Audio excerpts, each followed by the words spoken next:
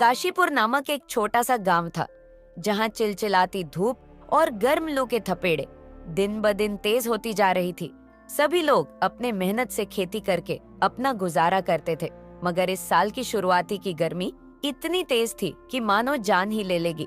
दूर दूर तक पानी का नामो निशान नहीं था। लोग जरूरी काम होने पर ही घर से बाहर निकल रहे थे। गांव के बीचों बीच एक पुरानी चाय की दुकान थी।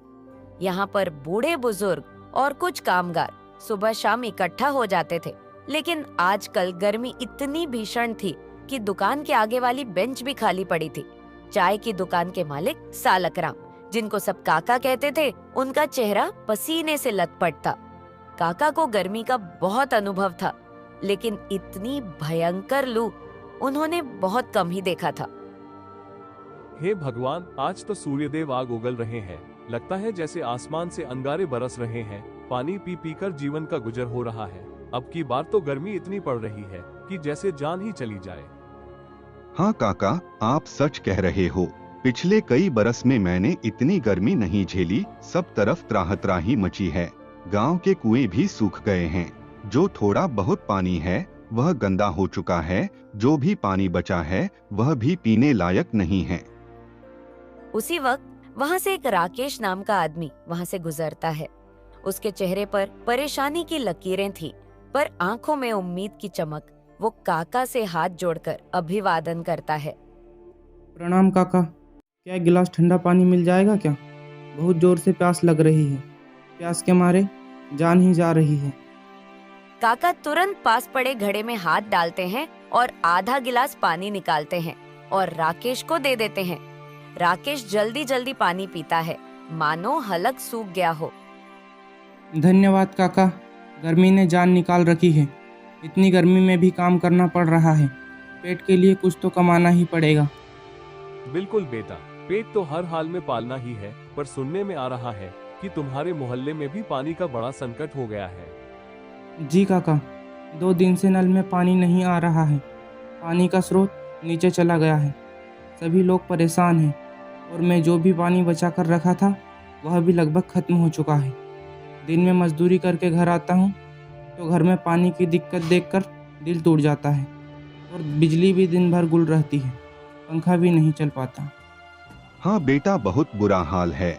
लेकिन बेटे तुम चिंता मत करो, सरकार कोई ना कोई योजना निकालेगी। जैसे सूखा राहत, पानी का टैंकर और राशन का इंतजाम करने का वादा कर रही है। और सुनने में आया है कि गांव का एकमात्र सरकारी ट्यूबवेल भी सूखने की कगार पर है। हाँ, सुना तो मैंने भी है, पर सरकार हर बार वादा तो करती है मगर हम गरीबों तक कुछ नहीं पहुंचता। सिर्फ बड़े बड़े वादे करते हैं। इतनी गर्मी में पता नहीं आगे क्या होगा। नहीं नहीं बेटा, ऐसी बात नहीं है। अब की बार मोदी की सरकार है, वह सारा वादा पूरी करेगी। हमें कुछ ना कुछ राहत मिलेगी। चाचा जी, अगर हम सरकार के भरोसे रहेंगे तो पानी और भोजन के लिए मर जाएंगे। हमें अपने ऊपर भरोसा रखना होगा। हमें अपना कर्तव्य पूरा करना होगा। अगर हम मेहनत नहीं करेंगे और सरकार के भरोसे रह जाएंगे तो यह अच्छी बात नहीं है। हाँ बेटा, तुम सही कह रहे हो। इसीलिए बोला जाता है कि पानी का इस्तेमाल सोच समझ कर करो। फालतू का पानी मत बर्बाद करो। खैर, मैं तो यही कहूँगा कि हौसला रखो, ये बुरा समय है, ये भी बीत जाएगा। ठीक है काका, अब मैं चलता हूँ। घर पर रोटी और पानी का भी इंतजाम करना होगा। इतना कहकर राकेश वहाँ से चला जाता है। गर्मी इतनी थी कि हवाओं का झोंका उसके चेहरे को झुलसा देता है। वह तेज कदमों से अपने घर की ओर बढ़ता है। राकेश का छोटा सा घर में राकेश की पत्नी प्रेमिका उसकी इंतजार कर रही थी। उसका एक बीमार बेटा गोलू खाट पर सोया हुआ था। राकेश घर के अंदर आता है तो वह पसीने से भीगा हुआ था। आ गए जी आप। क्या हुआ, बहुत देर लगा दी आने में? सब ठीक तो है ना? हाँ प्रेमिका, बस चाय के लिए काका की दुकान पर रुक गया था। वहाँ भी गर्मी की ही चर्चा हो रही थी। सबसे पहले तुम मुझे एक गिलास पानी दो। प्यास के मारे मेरा गला सूखा जा रहा है। पानी कहाँ से दूं जी, नल सूखा पड़ा है। पास वाले कुएं में भी पानी नहीं है। सुबह की बची हुई एक बोतल पानी थी, वह भी गोलू को पिला दी। हमारे पास अब थोड़ा भी पानी नहीं बचा। और गोलू को भी जोर का बुखार हो गया था। मैं डॉक्टर को बुलाकर दवा ली हूँ। तब जाकर उसका बुखार कम हुआ है। राकेश सिर पकड़ लेता है। हालात की बेबसी उसके चेहरे पर साफ झलक रही थी, लेकिन वह कुछ कर भी नहीं पा रहा था। इतनी गर्मी, ऊपर से गरीबी ने उसे तोड़ दी थी। वह दुखी मन से प्रेमिका से बोलता है, ठीक है प्रेमिका, मैं देखता हूँ, कहीं से पानी की व्यवस्था करता हूँ। आज मजदूरी में भी कम पैसा मिला है और तो और काम भी कम है। लोग धूप की वजह से कोई काम नहीं करवा रहे हैं। कल जाकर देखूंगा कि किसी टैंकर से पानी खरीद कर लाऊंगा।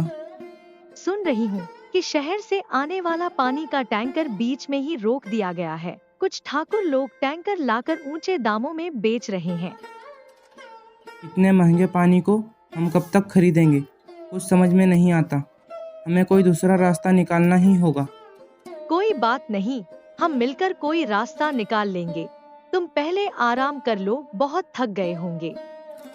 राकेश निराश होकर पास पड़ी खाट पर बैठ जाता है। तभी उसका बेटा गोलू उससे कहता है, पापा, पापा मुझे बहुत जोर की प्यास लग रही है। मेरा गला सूख रहा है, मुझे पानी दे दो ना। राकेश का दिल पसीज जाता है।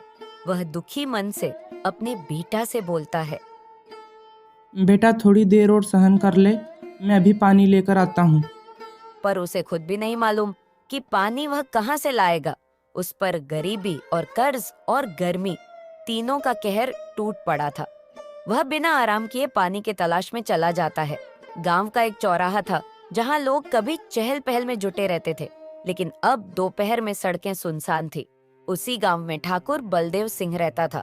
गांव का सबसे अमीर व्यक्ति था और गांव में दबदबा बनाकर रहता था।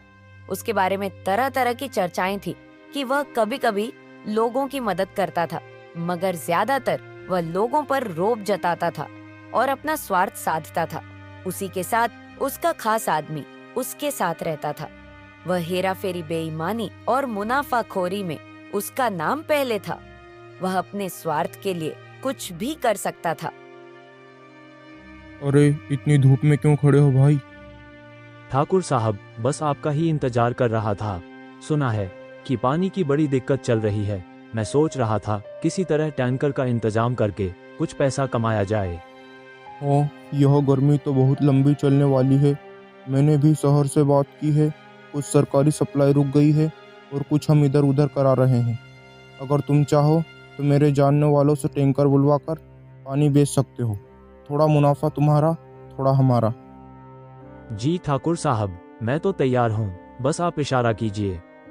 तुम चिंता मत करो, शाम तक मेरे घर आना, तब तक मैं सारा जुगाड़ कर दूंगा। दोनों एक दूसरे की ओर देखकर मुस्कुराते हैं, जैसे कोई गोपनीय सौदा तय हो गया हो। रजत चल देता है। इधर राकेश एक टूटी फूटी बाल्टी लिए गांव के पार स्थित एक पुराने तालाब की ओर बढ़ रहा था, जहां शायद थोड़ी बहुत पानी की संभावना बची थी। तालाब तक पहुंचते पहुंचते राकेश पसीने में लथपथ हो जाता है। तालाब की हालत देखकर उसका दिल टूट जाता है। वहां सिर्फ काई जमी हुई थी, पानी बहुत कम था। राकेश को पानी गंदा लगता है, पर उसकी मजबूरी थी। वह आसपास में नजर दौड़ाता है। तभी उसके पास एक बूढ़ी दादी आती है। अरे बेटा, ये पानी तो बहुत गंदा है। इस पानी से तो बीमारियां फैलेगी। तुम इस पानी को क्यों भर रहे हो? मैं क्या करूँ दादी, पानी की इतनी किल्लत है कि घर में मेरी पत्नी और मेरे बच्चे प्यासे हैं। मैं उनके लिए कुछ भी नहीं कर पा रहा हूँ। मुझे तो मजबूरी में यही पानी भरना पड़ेगा। राकेश अपनी मजबूरी में पानी भर लेता है और घर की ओर चला जाता है। रास्ते में उसे मास्टर भीमराव मिलते हैं, गांव के सम्मानित शिक्षक जिनका दिल बहुत साफ था। वो हमेशा लोगों की भलाई की सोचा करते हैं। इस भीषण गर्मी में भी मास्टर जी लोगों के घर जाकर समझाते हैं कि संयम और स्वच्छता को ना छोड़ें। अरे राकेश, कहाँ से आ रहे हो?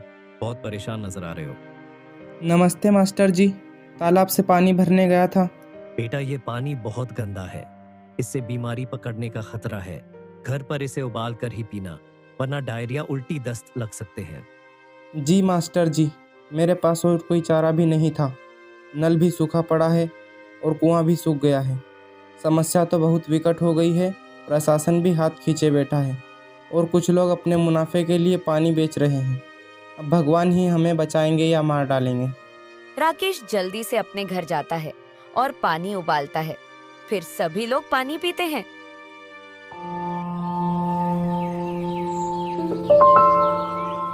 फिर अगली सुबह राकेश के घर में खाने के लिए कुछ भी नहीं बचा था।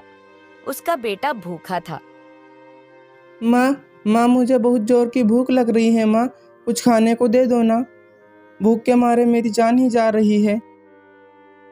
ठीक है बेटा, तुम थोड़ा देर इंतजार कर लो। पापा कुछ खाने की तलाश में जा रहे हैं। कुछ ना तो कुछ खाने को लाएंगे ही। मैं और तुम्हारे पापा 2 दिन से पानी पीकर जिंदा है। अन्न का एक दाना भी हमने नहीं खाया।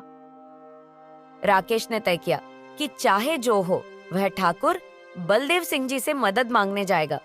गर्मी और भूख की चिंता ने उसे मजबूर कर दिया। उसने प्रेमिका और राजू को घर पर रहने के लिए कहा और खुद ठाकुर बलदेव सिंह जी के घर की ओर निकल पड़ा। कुछ ही देर में राकेश ठाकुर बलदेव सिंह जी के घर पहुंचा और हाथ जोड़कर विनम्रता से बोला, ठाकुर साहब, हमारे हालात बहुत ही बुरे हैं। घर में राशन पूरी तरह खत्म हो चुका है। भीषण गर्मी और लू के कारण कामकाज भी बंद है। अगर आप थोड़ी मदद कर दें तो आपका यह एहसान मैं जिंदगी भर नहीं भूलूंगा। राकेश, यह मेरी जिम्मेदारी थोड़ी है। हर कोई मदद के लिए मेरे पास ही आ जाता है। तुम लोगों को तो जैसे आदत सी हो गई है दूसरों पर निर्भर रहने की। तुमने पहले ही मुझसे 10,000 रुपये कर्ज लिए हो और उसे अभी तक नहीं चुका पाए और फिर से आ गए। पहले वह 10,000 रुपये मुझे लौटा दो, नहीं तो इसका परिणाम अच्छा नहीं होगा। ठीक है ठाकुर साहब, मैं मेहनत से कमाने वाला आदमी हूँ, भीख नहीं मांगता। लेकिन इस बार हालात ने मजबूर कर दिया है। भीषण गर्मी और लू ने खेतों की फसल जला दी है। मेरा पूरा परिवार भूखा है। कृपया थोड़ी मदद कीजिए, मैं आपका पूरा कर्ज चुका दूंगा। चुप रहो राकेश, अगर गरीब हो तो अपनी गरीबी को स्वीकार कर उसके साथ जीना सीखो। यहाँ आकर रोने धोने से कुछ हासिल नहीं होगा। मेरे पास फालतू समय नहीं है, इसलिए यहाँ से चले जाओ।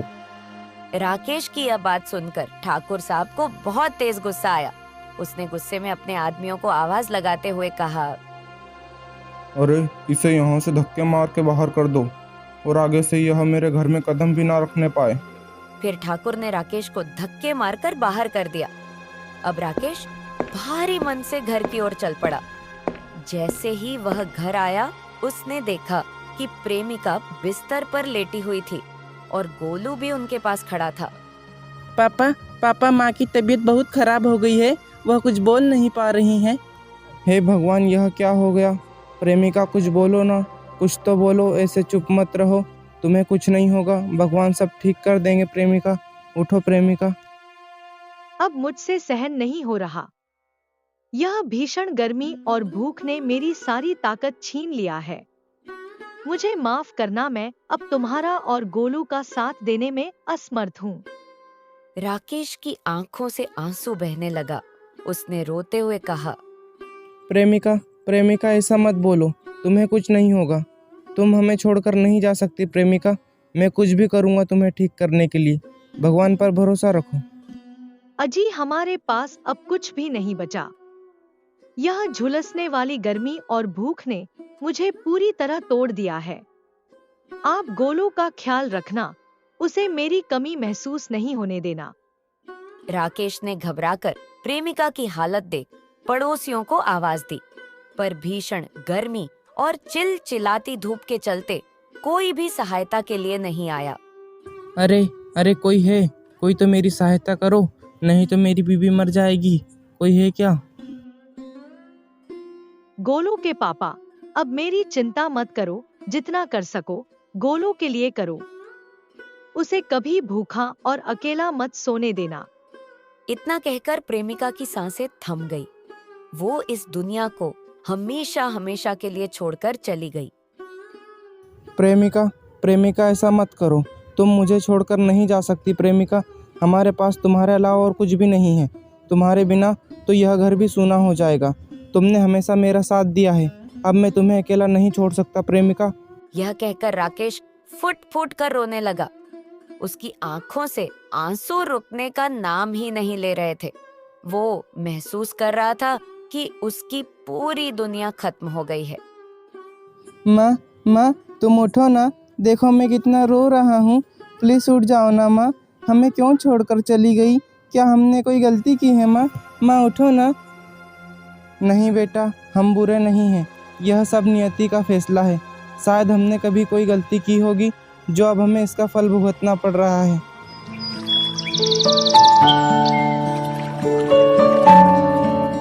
प्रेमिका के जाने के बाद कई महीने गुजर गए। राकेश और गोलू के जीवन में जैसे अंधेरा छा गया था। छोटे से घर में अब एक अजीब सा सन्नाटा था। पापा, पापा, माँ क्यों चली गई हमें छोड़कर? क्या हम उसे वापस ला सकते हैं? नहीं बेटा, तुम्हारी माँ ने हमें नहीं छोड़ा, वह हमें ऊपर से देख रही है। अब हमें और मेहनत करनी होगी, क्योंकि तुम्हारी माँ चाहती थी कि हम कभी हार ना माने। राकेश की आंखें यह कहते हुए फिर नम हो गई, लेकिन भीतर ही भीतर वह खुद टूटता जा रहा था।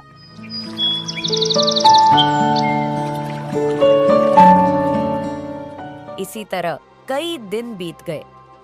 एक दिन सुबह राकेश अपने घर के बाहर बैठा था। तभी गांव का ठाकुर बलदेव सिंह अपने आदमियों के साथ वहां पहुंचा और बोला, राकेश, 7 महीने बीत चुके हैं, मेरा कर्ज अब तक नहीं चुका पाए हो। अगर जल्दी ही मेरे पैसे नहीं दिए तो तुम्हारा घर और तुम्हारा खेत दोनों नीलाम कर दूंगा। ठाकुर बलदेव सिंह की बातें सुनकर राकेश का चेहरा चिंता से भर गया। उसके माथे पर लकीरें और गहरी हो गई। उसने सिर झुकाते हुए कहा, ठाकुर साहब, मैं पूरी मेहनत कर रहा हूँ, लेकिन अभी तक पैसे नहीं जुटा पाया हूँ। मुझे थोड़ा और समय दे दीजिए। राकेश, बहाने बनाने से कुछ नहीं होगा। तुम्हारे पास केवल 10 दिन है। अगर इस समय में कर्ज नहीं चुकाया तो नतीजे भुगतने के लिए तैयार रहना।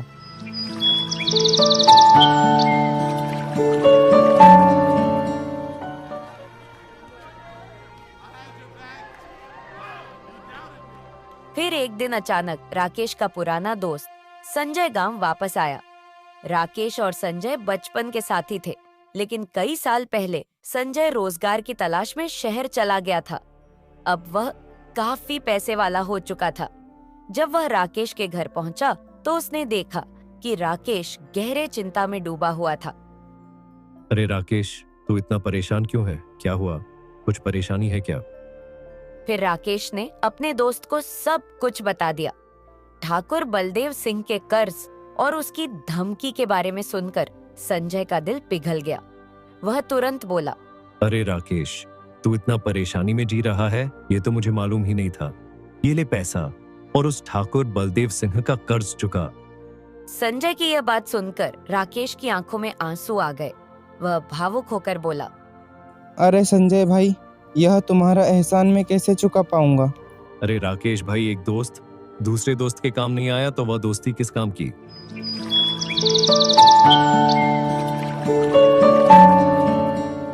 अगले दिन राकेश ठाकुर बलदेव सिंह के घर गया और सारा कर्ज चुका दिया। ठाकुर बलदेव सिंह हैरान हो गया, लेकिन उसने पैसे लेकर राकेश को कर्ज से मुक्त कर दिया। राकेश वहां से चला गया। वह कुछ ही दूर गया था कि तभी उसे रास्ते में मास्टर साहब और उसका दोस्त संजय मिल गए। अरे राकेश, ठाकुर बलदेव सिंह की यही फितरत है कि जब लोग मजबूर होते हैं तो वह उसका फायदा उठाता है। वह बल्लू के साथ मिलकर सरकारी पानी का टैंकर ब्लैक में बेच रहा है। हमें इस अन्याय के खिलाफ आवाज उठानी होगी। मास्टर जी, हम क्या कर सकते हैं? वह लोग ताकतवर हैं, उनके पास पैसा है, गुंडे हैं। हम गरीबों की कौन सुनेगा? हमें मिलकर कोशिश करनी चाहिए। भीड़ इकट्ठी होगी, जनता एकजुट होगी, तभी कुछ होगा। मैं सोच रहा हूँ गांव वालों की एक सभा बुलाऊं। तुम भी जरूर आना।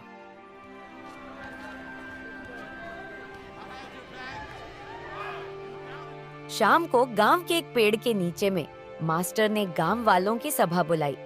वहां गांव के लोग जमा हुए। सब गर्मी से त्रस्त थे। चेहरे पर पसीना, आंखों में थकान और दिमाग में पानी की कमी की चिंता। भाइयों बहनों, आप सबको मालूम है कि इस बार की गर्मी ने सबकी कमर तोड़ दी है। न कुएं में पानी, न नल में, न तालाब में। सरकार से जो पानी आता है वह पानी ठाकुर बलदेव सिंह खरीद कर ब्लैक में महंगा पानी हम गरीबों को बेच रहा है। हाँ मास्टर जी, ठाकुर बलदेव सिंह और बल्लू मिलकर टैंकर के जरिए महंगा पानी बेच रहे हैं। हम लोगों का इस प्रकार कैसे गुजारा होगा? तभी सालक राम काका बोले, मैं अपनी दिन भर की पूरी मजदूरी देकर भी सिर्फ 2 बाल्टी पानी खरीद पाता हूँ। मेरे घर में 5 लोग हैं। ऐसा चलता रहा तो हम अपने परिवार का कैसे गुजारा कर पाएंगे? हाँ काका, आप सही कह रहे हैं। हमें मिलकर कोई समाधान निकालना होगा। पहला उपाय तो यही है कि हम सब पानी का दुरुपयोग बिल्कुल बंद कर दें। जो थोड़ा बहुत पानी मिले उसे साफ रखें। दूसरा, हम सब मिलकर प्रशासन के पास जाएंगे और अपनी मांग रखेंगे कि कम से कम टैंकर तो फ्री में या सस्ते दामों में उपलब्ध कराया जाए। मास्टर जी, ठाकुर बलदेव सिंह की सरकारी दफ्तरों में अच्छी पकड़ है। वह चाहेगा वो सब कुछ रोक देगा, किसी की नहीं सुनी जाएगी। लोगों के चेहरों पर निराशा फैल जाती है। राकेश भी वहाँ खड़ा सब सुन रहा था। अंत में वह आगे आता है और बोलता है, हमारे पास और कोई विकल्प भी तो नहीं है। हमें कोशिश तो करना ही पड़ेगा। या तो हम यूं ही रोज टैंकर वालों को पैसे देते रहें, वह जितना चाहे उतना भाव बढ़ाते जाए, और हम अपनी भूख प्यास से मरते रहें। भीड़ में सहमति की फुसफुसाहट होती है। मास्टर जी कुछ कागज निकालते हैं। देखो, मैं एक पत्र तैयार कर रहा हूँ। हम सबके हस्ताक्षर लेकर इसे कल कलेक्टर साहब को सौंपेंगे। अगर प्रशासन ने ध्यान नहीं दिया तो हम बड़े पैमाने पर प्रदर्शन करेंगे, लेकिन हम सबको एकजुट रहना होगा। सभी लोग आगे आते हैं। राकेश भी आगे बढ़कर हस्ताक्षर करता है। मोहन, सालक राम, चाचा सभी पत्र पर अपने नाम लिखते हैं। एक उम्मीद की किरण जगती है कि शायद यह पहल रंग लाएगी।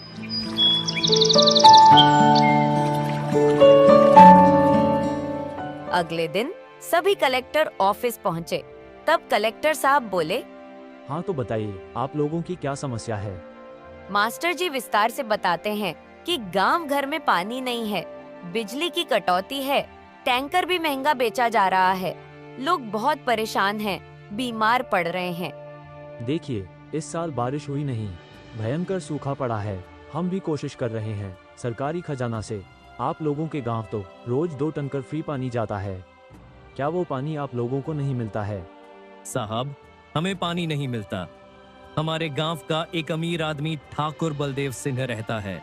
वह सारा सरकारी पानी को खरीदकर गांव वालों को ब्लैक में महंगे दामों में बेचता है। ठीक है, मैं देखता हूँ। उसके खिलाफ कार्यवाही होगी और उसे जेल में डाला जाएगा। मैं पूरी कोशिश करूंगा। आप लोग जाकर आराम से पानी का इंतजार कीजिए। मैं नगर परिषद से बात कर लूंगा। सभी लोग अपने अपने घर चले आए।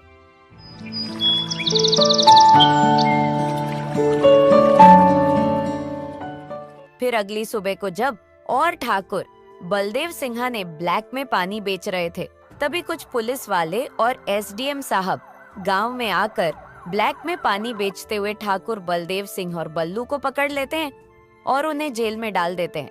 इधर गांव के लोग पानी पाकर बहुत खुश हुए। अब उनकी पानी की दिक्कत खत्म हो गई थी और सभी लोग खुशी खुशी अपना जीवन बिताने लगते हैं। तो हेलो दोस्तों, कैसे हैं आप लोग? अगर आपको हमारी कहानी अच्छी लगी हो तो हमारे चैनल दिलचस्प कहानी टीवी को सब्सक्राइब जरूर करें ताकि आपको ऐसी ही दिलचस्प कहानियाँ मिलती रहे। धन्यवाद। मिलते एक नई वीडियो के साथ।